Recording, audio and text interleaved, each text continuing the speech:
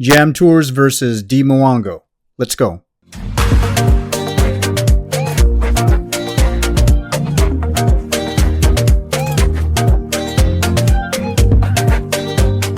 All right, everybody. Thank you for coming in to Kung Fu Fanta. My name is Mr. Nice, your host of the show.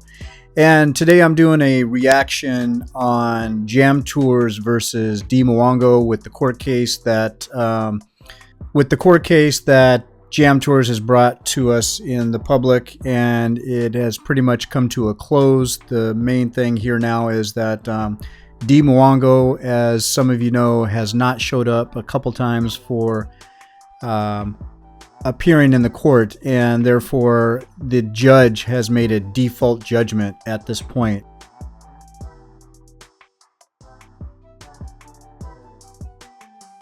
And so with that being said, before too long, we're going to be getting a tracking number to where any one of us can actually go online and actually read about the court case itself. So we're waiting on Jam Tours for that information, and then all of us will be able to go ahead and see the proceedings, exactly what went on in the courtroom. So for those who don't know what's going on at all, I'm going to do a little bit of a backstory here.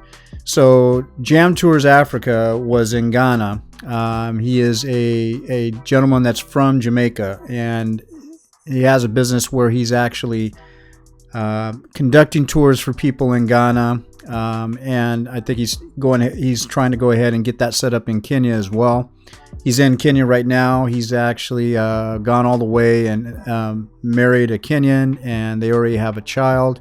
Beautiful family, and he's a pretty nice guy. He's a cool guy. He's somebody that first impressions matter, and thereafter, impressions do matter. He seems to be a great guy, and I've even spoken to him behind the scenes not too long ago.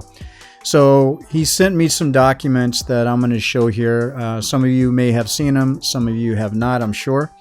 But the backstory is that he met up with Dee Mwango via IG. So he connected with her via IG, and before she went to Ghana, she had a little trip in East Africa. She went into Uganda, met up with Sella Tourist. Actually, because of Dee, I didn't know who Sella Tourist was until that moment. Then she went to Rwanda, and then she went to Ghana after that and had met up with Jam Tours Africa at the airport in Ghana. And according to him, what he had said to me is that there was a couple other people that she was going to go ahead and have picked her up, and if he didn't show up, but he happened to get there first. So I'm a little confused why she would even say that to him, or why she would even set that up, unless she had it in her mind that, well, if this guy doesn't show up to pick me up because he's going to be late, or he doesn't show up at all, I'll have somebody else pick me up. So I'm going to make that arrangement ahead of time. But other than that, if I was her, I would have probably kept something like that to myself, because it seems like that was very rude of her to mention that, even if she did do that. So the thing is that right off, in my impression with what he told me, my impression of that is she's already starting the relationship off bad. So whatever your opinion is, I would like to hear it down in the comment section. If you think that was no big deal, or you would have done it yourself, or would you have told Jam Tours that you had done that? So I'm not trying to make big light of it, but what I'm seeing, or what I'm thinking about, is she started this relationship off bad, and I'm sure she probably didn't know what was all going to take place after the scenes with what she did back in Nairobi, basically with Jam Tours money. So anyway, she's in Ghana. He's given her tours of Ghana in Accra, and also got up to meet up with Ghana actor Van Vick. And so most of you probably seen that video, right? It was actually a pretty nice video, and I enjoyed it quite a bit, actually. That's one of the very few of Dee Mwango's videos that I actually appreciated. But what a lot of you don't know, the person holding the camera and the person who set up that meeting was Jam Tours Africa. That was him. That was all his doing. And, you know, shout out to him for that. So he was very supportive of Dee while she was there. helping her out, trying to make her vlogging experience within the country a success, and he succeeded in doing so and helping her out with that.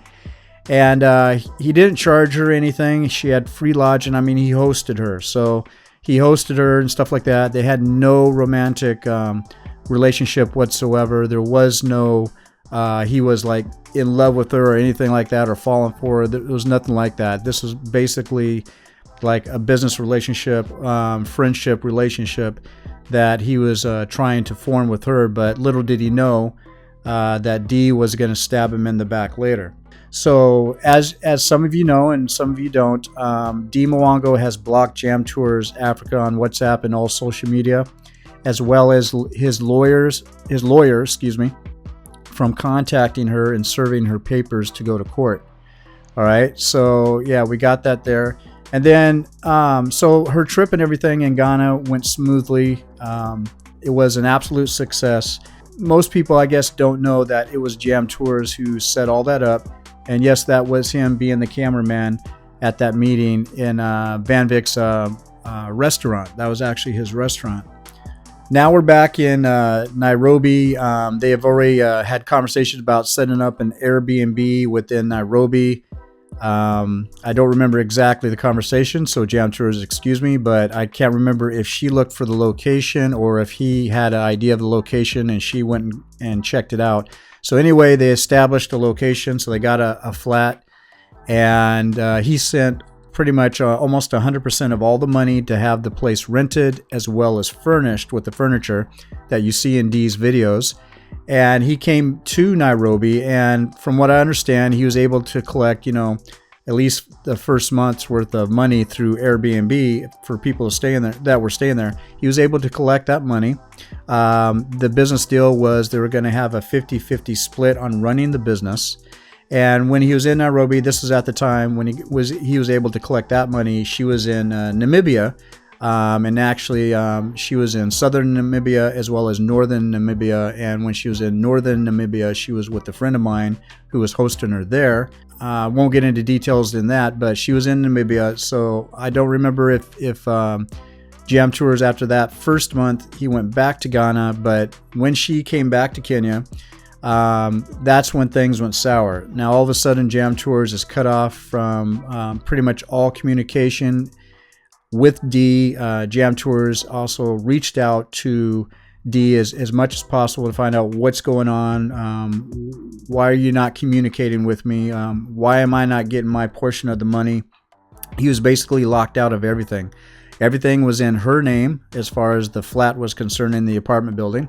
And Marwa was definitely involved. So Marwa seems to be the middleman in all this shenanigans with between Dee and Jam Tours being the victim here. So he also mentioned that, as well as in some videos, that before Jam Tours ever stayed in that flat himself, Marwa has already slept in the flat, in that bed at that Airbnb. So he's definitely more involved than what people think. So Marwa is definitely an advisor for Dee and has been. You can tell that's true within many of the videos, as well as how much that she praises her brother.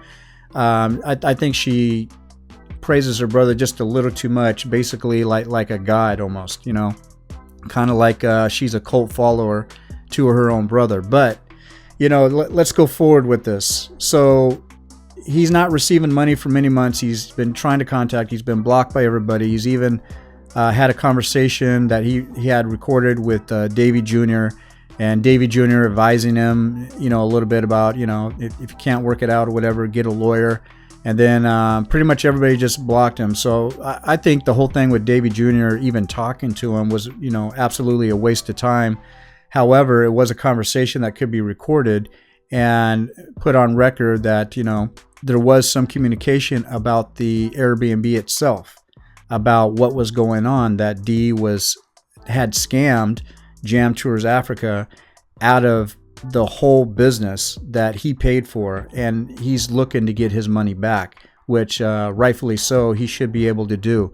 What I would like to know now is and I'm sure everybody, is she going to be able to pay that money? Is she going to pay that money at all if she has the money? I think as far as him getting his money, that's what I'm talking about. As far as him getting his money, I gotta really respect Jam Tours Africa because he didn't let this go, but at the same time he didn't cry about it.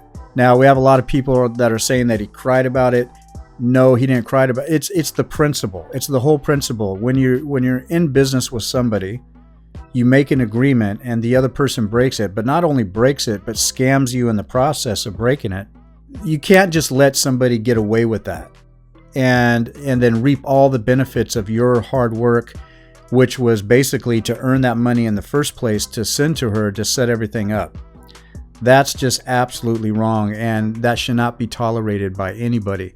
So I do give a lot of respect to him and going through with this, and I would like to see the end result. If he doesn't get the money, I still appreciate that he went to court, because if the court system is not able to make her pay, I think in due time and years to come, the court system in Kenya is going to improve, where they will be able to enforce people to pay after they've lost a lawsuit and they owe money to the person who is the plaintiff. So other than that, everybody, tell me what you think in the comment section. This is Mr. Nice. Thank you for watching Kung Fu Fanta, and I'm out.